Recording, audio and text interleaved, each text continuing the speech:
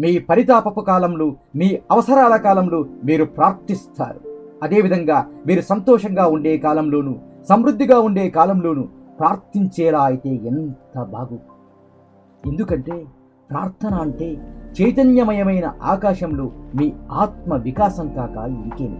మీ చీకటిని చుట్టుపక్కల వ్యాపింపజేయడంలో మీకు సౌకర్యం అనిపిస్తే, మీ హృదయపు వేకువను వ్యాపింపజేయడంలో మీకు ఆనందము అనిపిస్తుంది. ఎప్పుడైతే మీ ఆత్మ ప్రార్థించడానికి మిమ్మల్ని పిలుస్తోందో అప్పుడు మీరు రోధించకుండా ఉండడం అసాధ్యమై, మీరు రోధిస్తున్నప్పటికీ మీరు నవ్వుతూ బయటకు వచ్చే వరకు మీరు పదే పదే ప్రార్థన చేపట్టేలా మీ ఆత్మ మిమ్మల్ని ప్రోత్సహించాలి. మీరు ప్రార్థించేటప్పుడు అదే సమయంలో ప్రార్థించే వారి ప్రార్థన తప్ప మీరు ఎవరినీ చూడలేరు. అలాంటి వారి దర్శనం పొందడానికి మీరు పైకి వాయుమండలంలో ఎగిరిపోతారు. అందువల్ల ఆ కనిపించని దేవాలయంలో మీ సందర్శనం కేవలం ఆనందపులయలో మధురమైన మిలినం కోసం మాత్రమే కావాలి.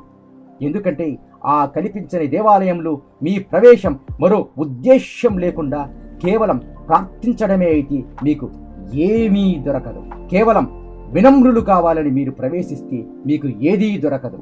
మీరు ఇతరుల మంచి కోసం అర్థించడానికి ప్రవేశించిన మీ విన్నపం మన్నింపబడదు. ఆ కనిపించని దేవాలయంలో మీరు ప్రవేశిస్తే అదే చాలు. కేవలం శబ్దాలతో ప్రార్థించడం నేను మీకు నేర్పలేను. పరమాత్ముడు స్వయంగా తానే మీ పెదవులతో పలవరించడం తప్ప మీ మాటలను ఆలకించడు.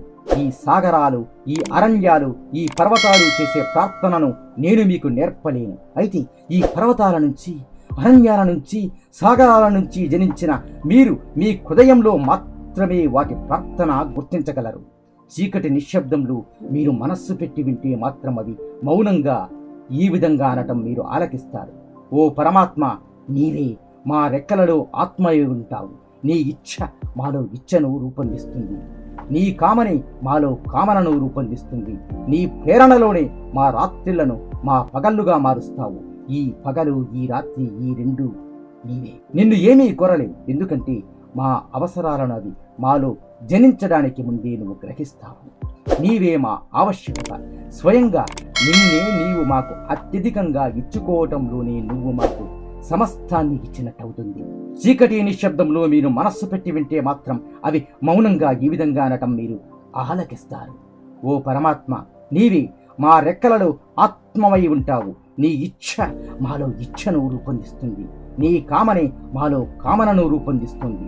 నీ ప్రేరణలోనే మా రాత్రిళ్లను మా పగళ్ళుగా మారుస్తావు. ఈ పగలు, ఈ రాత్రి, ఈ రెండూ కూడా నీవే. నిన్ను మేము ఏమీ కోరలేం. ఎందుకంటే మా అవసరాలను అవి మాలో జనించడానికి ముందే నువ్వు గ్రహిస్తావు. నీవే మా ఆవశ్యకత. స్వయంగా నిన్ను నీవే మాకు అత్యధికంగా ఇచ్చుకోవటంలోనే నువ్వు మాకు సమస్తాన్ని ఇచ్చినట్టు అవుతుంది. నేను మీతో ఉన్న కాలము అల్పం, మీతో ఆడిన మాటలు అంతకన్నా అల్పం.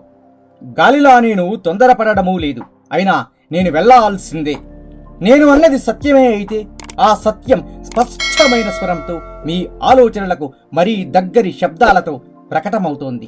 మీ చెవులలో నినదించిన నా స్వరం మంద్రమైనప్పుడు, మీ జ్ఞాపకంలో ఉన్న నా ప్రేమ మాయమైనప్పుడు నేను తిరిగి వస్తాను. మృత్యువు నన్ను దాచవచ్చు, మహామౌనం నన్ను ఆవరించవచ్చు. సుసమృద్ధమైన హృదయముతో, అదే విధముగా అధికంగా ప్రేమించే పెదవులతో నేను ఆత్మతో మాట్లాడుతాను. ప్రవక్త, ది ప్రాఫెట్. Me BVS.